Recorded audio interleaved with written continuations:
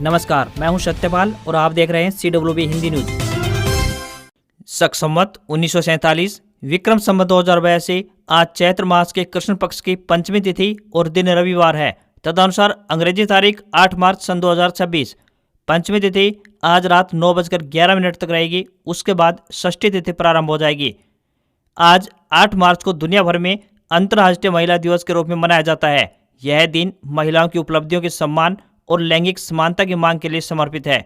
यह दिन महिलाओं के खिलाफ होने वाले भेदभाव को खत्म करने, उनके स्वास्थ्य, शिक्षा और समान वेतन जैसे अधिकारों के प्रति जागरूकता फैलाने का अवसर है।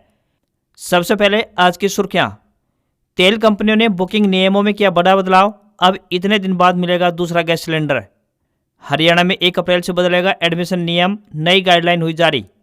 भिवानी की मनीषा टीचर को इंसाफ दिलाने के ढाणी लक्ष्मण से यात्रा शुरू। सैकड़ों महिलाएं, युवा भिवानी के लिए रवाना। 9 मार्च को डीसी को देंगे ज्ञापन। डेरा सच्चा सौदा प्रमुख गुरमीत राम रहीम को हाईकोर्ट से मिली बड़ी राहत। 24 साल पुराने हत्याकांड मामले में किया बरी। HKRNL कर्मचारियों के लिए बड़ा फैसला। 5 साल सेवा करने वालों को ही नौकरी की गारंटी, बताएंगे पूरी अपडेट। हरियाणा के नए जिले में घर खरीदने का सुनहरा अवसर। नए सेक्टर विकसित करेगा हरियाणा शहरी विकास प्राधिकरण। 19 अप्रैल से शुरू होगी 4 धाम यात्रा। जानेंगे ऑनलाइन व ऑफलाइन रजिस्ट्रेशन की पूरी प्रक्रिया। NH 48 पर मसाणी बैराज के पास से खत्म होगा ट्रैफिक जाम। 3 लेन की नई सड़क होगी तैयार। स्क्वाड्रन लीडर अनुज का राजकीय सम्मान से अंतिम संस्कार। रोहतक में छोटे भाई ने दी मुखाग्नि। प्लेन क्रैश में शहीद हुए। मशहूर बॉलीवुड सिंगर और रैपर बादशाह की बड़ी मुश्किलें। विवादित गीत टटीरी पर हरियाणा पुलिस का बड़ा एक्शन। जारी हुआ लुकआउट नोटिस। भारत में पेट्रोल डीजल के दाम नहीं बढ़ेंगे। सरकार ने हॉर्मुज रूट प्रभावित होने पर नए रास्तों से कच्चे तेल की सप्लाई 10% बढ़ाई। और डिजिटल फ्रॉड होने पर 25,000 रुपये तक का मुआवजा मिलेगा। RBI का नया ड्राफ्ट फ्रेमवर्क तैयार। और अब खबरें विस्तार से।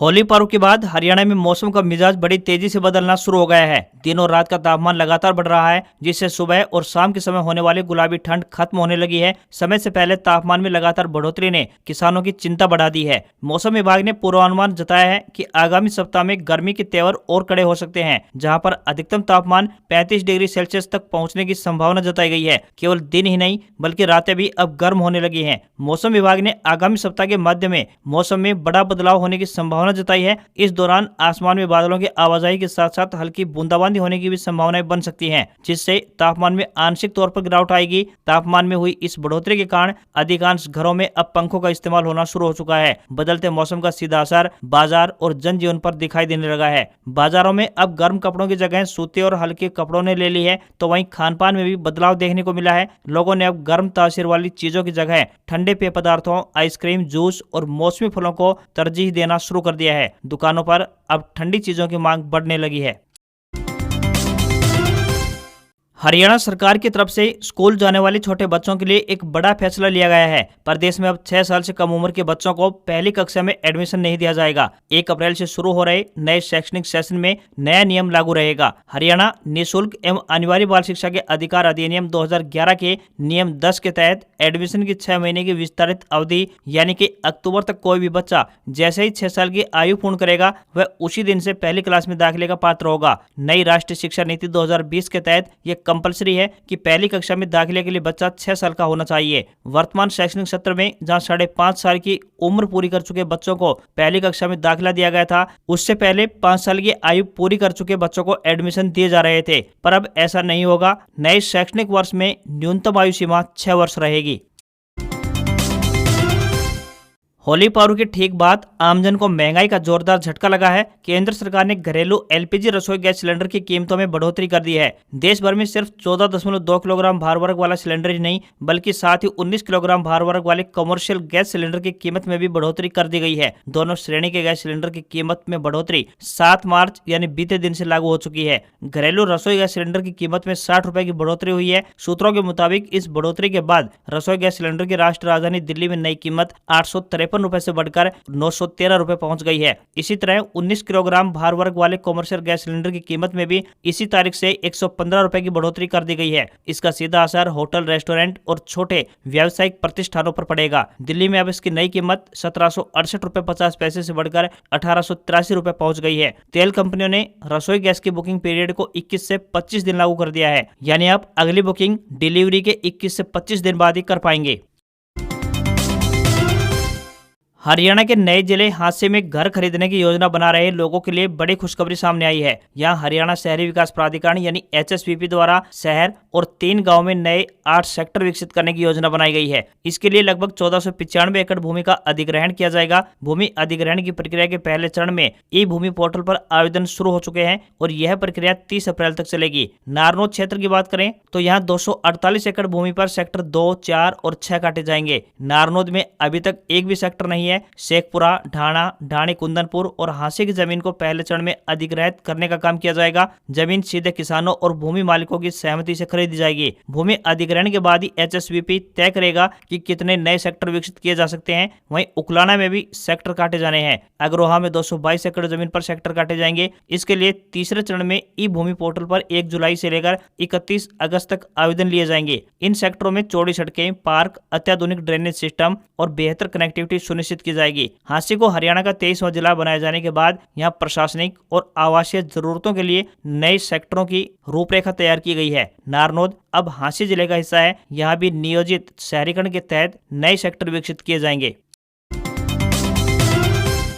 साध्वियों से यौन शोषण के मामले में रोहतक के सुनारे जेल में सजा भुगत रहे डेरा सच्चा सौदा प्रमुख गुरमीत राम रहीम के लिए एक राहत भरी खबर सामने आई है। बहुचर्चित पत्रकार छत्रपति मर्डर केस में गुरमीत राम रहीम को पंजाब एंड हरियाणा हाईकोर्ट से बड़ी राहत मिली है। हाईकोर्ट ने CBI के फैसले को पलटते हुए इस हत्याकांड मामले में डेरा प्रमुख को बरी कर दिया है। इस हत्याकांड मामले में दोषी ठहराए गए 3 अन्य आरोपियों किशनलाल, निर्मल और कुलदीप की उम्र कैद की सजा को पंजाब एंड हरियाणा हाईकोर्ट ने बरकरार रखा है। डेरा सच्चा सौदा प्रमुख गुरमीत राम रहीम के खिलाफ आरोपों को पर्याप्त रूप से साबित न होने के आधार पर उन्हें संदेह का लाभ देते हुए बरी करने का आदेश दिया। वहीं अन्य 3 आरोपियों के खिलाफ उपलब्ध साक्ष्यों को पर्याप्त मानते हुए उनकी दोष सिद्धि और सजा को बरकरार रखा गया है। पत्रकार रामचंद्र छत्रपति की हत्या से जुड़ा यह मामला अपने समय में काफी चर्चाओं में रहा था। छत्रपति ने अपने अखबार में डेरा से जुड़े कुछ गंभीर आरोपों को प्रकाशित किया था, जिसके बाद साल 2002 में उन्हें गोली मारकर मौत के घाट उतार दिया गया था। इस घटना के बाद पूरे क्षेत्र में व्यापक प्रतिक्रिया हुई थी, जिसके बाद तत्कालीन इंडियन नेशनल लोकदल पार्टी की सरकार ने मामले की जांच बाद में CBI को सौंप दी थी।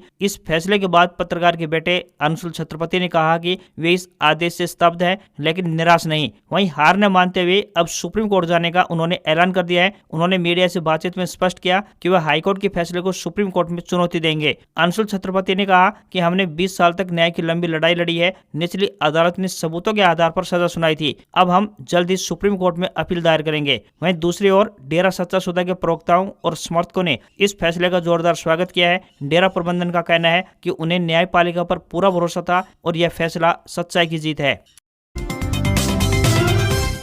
हरियाणा कौशल रोजगार निगम यानी HKRNL के तहत अनुबंध पर लगे हुए सिर्फ उन्हीं कर्मचारियों को राज्य सरकार द्वारा सेवानिवृत्ति आयु तक नौकरी की गारंटी दी जाएगी जो 15 अगस्त 2024 तक कम से कम 5 साल की सेवाएं पूरी कर चुके हों। रिटायरमेंट की उम्र तक नौकरी की गारंटी पाने के लिए कर्मचारियों को यह शर्त पूरी करनी होगी। इसके बाद 5 साल की सेवाएं पूरी करने वाले अनुबंधित कर्मचारियों को सेवा सुरक्षा के लिए फिलहाल कोई योजना नहीं है। भाजपा विधायक जगमोहन आनंद की तरफ से प्रश्नकाल के दौरान पूछा गया कि क्या राज्य सरकार द्वारा HKRNL के तहत लगे उन कर्मचारियों को भी सेवा सुरक्षा मिलेगी जो 15 अगस्त 2025 तक अपनी 5 साल की सेवाएं पूरी कर चुके हैं, या फिर वो कर्मचारी जो 15 अगस्त 2026 तक 5 साल की सेवाएं पूरी करने वाले हैं। तो मुख्यमंत्री नायब सिंह सैनी ने जवाब देते हुए कहा कि सरकार के पास ऐसा फिलहाल कोई प्रस्ताव विचाराधीन नहीं है। ऐसे में फिलहाल सिर्फ उन्हीं कर्मचारियों को नौकरी की गारंटी दी जाएगी जिन्होंने 15 अगस्त 2024 तक कम से कम 5 साल की अपनी सेवाएं दे चुके हैं।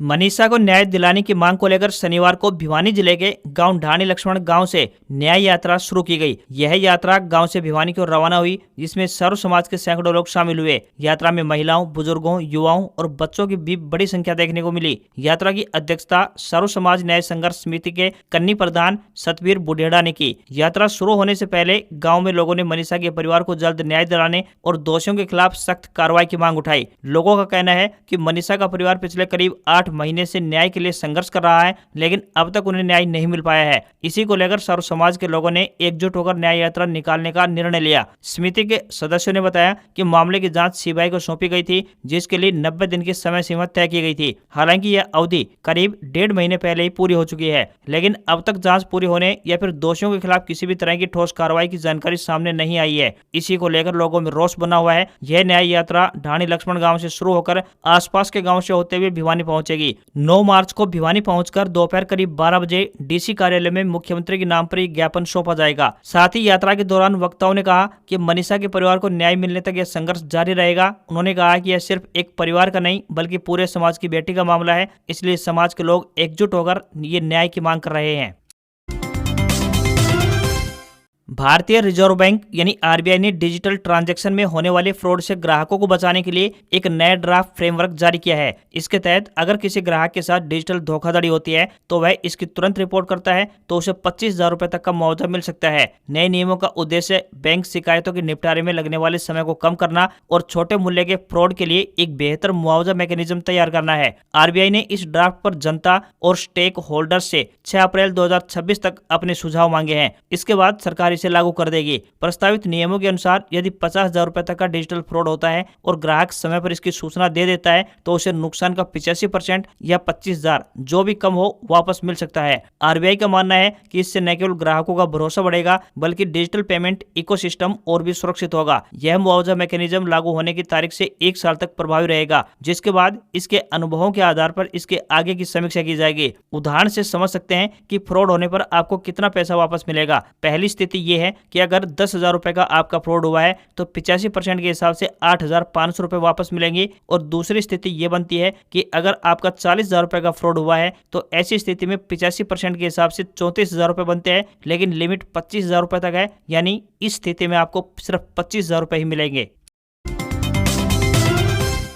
असम में सुखोई फाइटर प्लेन क्रैश में शहीद हुए एयरफोर्स के स्क्वाड्रन लीडर अनुज शर्मा का शनिवार को राजकीय सम्मान के साथ अंतिम संस्कार किया गया। रोहतक के ककराना गांव में अनुज के छोटे भाई मनुज ने उन्हें मुखाग्नि दी। अनुज का शव दोपहर को उनके पैतृक गांव ककराना पहुंचा, जहां परिवार के सदस्यों ने उनके अंतिम दर्शन किए। उन्हें श्रद्धांजलि देने के लिए रोहतक से कांग्रेस सांसद दीपेंद्र हुड्डा और मंत्री अरविंद शर्मा भी पहुंचे। अनुज शर्मा का रिश्ता तय हो गया था और परिवार के लोग सगाई व शादी की तैयारियों में जुटे थे, लेकिन इससे पहले ही वे शहीद हो गए। अनुज से जिसकी शादी होनी थी वह भी एयरफोर्स में पायलट है। अनुज के अंतिम संस्कार के बाद मंत्री अरविंद शर्मा ने कहा कि यह शहादत देश के लिए बहुत बड़ी क्षति है। आज पूरा देश शोक में डूबा हुआ है। इस शहादत ने ककराना गांव का नाम बहुत ऊंचा किया है। उनकी शहादत का वर्णन करने के लिए हमारे पास शब्द नहीं है। अनुज शर्मा के पिता आनंद शर्मा भारतीय सेना में सूबेदार के पद से रिटायर हुए हैं। भारतीय वायुसेना के मुताबिक SU-30 MK लड़ाकू विमान ने असम के जोरहाट एयरबेस से गुरुवार शाम रेगुलर प्रैक्टिस के लिए उड़ान भरी थी। इसमें स्क्वाड्रन लीडर अनुज वशिष्ठ और फ्लाइट लेफ्टिनेंट पूर्वेश दुरागसर सवार थे। उड़ान के कुछ समय बाद ही शाम तकरीबन 7:42 पर विमान का एयर ट्रैफिक कंट्रोल यानी ATC से संपर्क टूट गया और विमान रडार से गायब हो गया। विमान के लापता होने के तुरंत बाद वायुसेना ने सर्च ऑपरेशन शुरू किया। तलाश के दौरान पता चला कि विमान जोरहाट से लगभग 60 किलोमीटर दूर कार्बी आंगलोंग के घने जंगलों में क्रैश हो गया है। वायुसेना ने सोशल मीडिया प्लेटफॉर्म एक्स पर इसकी जानकारी साझा कर दोनों अधिकारियों स्क्वाड्रन लीडर अनुज वशिष्ठ और फ्लाइंग लेफ्टिनेंट पूर्वेश दुरागसर के शहीद होने की पुष्टि की।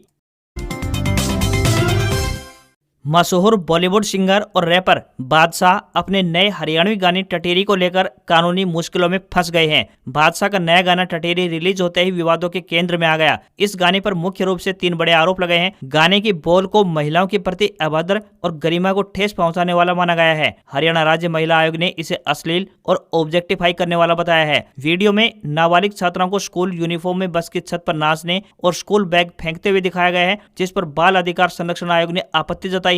जींद रोडवेज के महाप्रबंधक की शिकायत पर भी मामला दर्ज हुआ है, क्योंकि वीडियो में बिना अनुमति के हरियाणा रोडवेज की बस का इस्तेमाल किया गया था। विवाद बढ़ने पर हरियाणा के जींद, नरवाना और पंचकुला समेत कई थानों में बादशाह के खिलाफ शिकायतें दर्ज की गई। पुलिस ने त्वरित कार्रवाई करते हुए सिंगर के खिलाफ लुकआउट नोटिस जारी किया ताकि वे जांच में शामिल होने से बच न सकें। हरियाणा के शिक्षा मंत्री महिपाल डांडा ने भी इसे प्रदेश की संस्कृति का अपमान बताते हुए कड़ी जांच के आदेश जारी किए हैं। शिकायतों और विवाद के बाद डिजिटल प्लेटफॉर्म्स ने भी इस पर एक्शन लिया है। जानकारी के मुताबिक इस गाने को YouTube से ब्लॉक या डिलीट कर दिया गया है।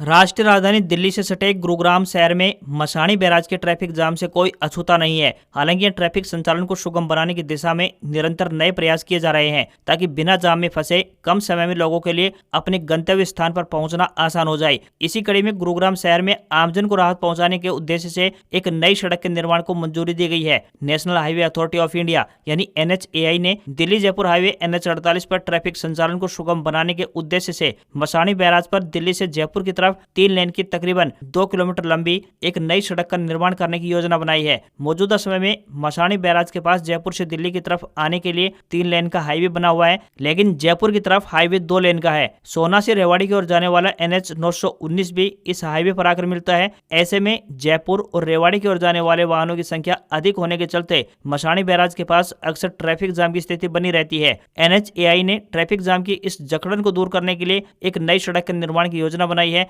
इसके लिए वन विभाग ने तकरीबन 2.2 एकड़ जमीन देने का आग्रह किया गया है। महिला एवं बाल विकास विभाग हरियाणा के अंतर्गत मिशन वात्सल्य के तहत जिला बाल संरक्षण इकाई महेंद्रगढ़ नारनौल द्वारा स्पोर्ट पर्सन पदों के लिए आवेदन आमंत्रित किए गए हैं। पुरुष या महिला जो भी इच्छुक उम्मीदवार हैं वे अपने आवेदन भारतीय डाक के माध्यम से भेज सकते हैं। इन पदों के लिए उम्मीदवार ने सोशल वर्क, सोशियोलॉजी, साइकोलॉजी या चाइल्ड डेवलपमेंट में पोस्ट ग्रेजुएशन की हो अथवा ग्रेजुएशन के साथ साथ बाल शिक्षा या विकास क्षेत्र में 3 साल का अनुभव हो। किसी भी वर्ग के उम्मीदवार को कोई भी आवेदन शुल्क नहीं देना है। न्यूनतम आयु 25 वर्ष और अधिकतम आयु 42 वर्ष तय की गई है। आवेदन करने की अंतिम तिथि 10 मार्च है। चार धाम यात्रा की योजना बना रहे श्रद्धालुओं के लिए एक अच्छी खबर सामने आई है। बता दें कि इस यात्रा के लिए ऑनलाइन रजिस्ट्रेशन 6 मार्च से शुरू हो गए हैं। उत्तराखंड पर्यटन विभाग के एक अधिकारी ने बताया कि चार धाम यात्रा के सफल आयोजन को लेकर तैयारियां पूरी कर ली गई है। रजिस्ट्रेशन आधिकारिक वेबसाइट तथा मोबाइल एप्लीकेशन के माध्यम से शुरू हो चुके हैं। अगले महीने की 17 तारीख से ऑफलाइन पंजीकरण की सुविधा भी शुरू हो जाएगी। 19 अप्रैल से चार धाम यात्रा शुरू हो रही है। 22 अप्रैल को केदारनाथ व 23 अप्रैल को बद्रीनाथ धाम के कपाट खुलेंगे। चार धाम यात्रा पर आने वाले श्रद्धालुओं को रजिस्ट्रेशन करना अनिवार्य होगा। पर्यटन विभाग की आधिकारिक website registration and tourist care .uk.gov.in व mobile application tourist care Uttarakhand पर श्रद्धालु रजिस्ट्रेशन कर सकते हैं। भारतीय श्रद्धालुओं को आधार कार्ड से रजिस्ट्रेशन करना होगा, जबकि विदेशी श्रद्धालुओं के लिए ईमेल आईडी की सुविधा उपलब्ध करवाई गई है। यात्रा शुरू होने से 2 दिन पहले यानी 17 अप्रैल से ऑफलाइन पंजीकरण की सुविधा भी मिलेगी। ट्रांजिट कैंप ऋषिकेश, ऋषिकुल मैदान हरिद्वार और विकास नगर में रजिस्ट्रेशन काउंटर खुलेंगे। वहीं श्रद्धालुओं की सुविधा के लिए टोल फ्री नंबर 0135 1364 पर 24/7 सेवा उपलब्ध रहेगी।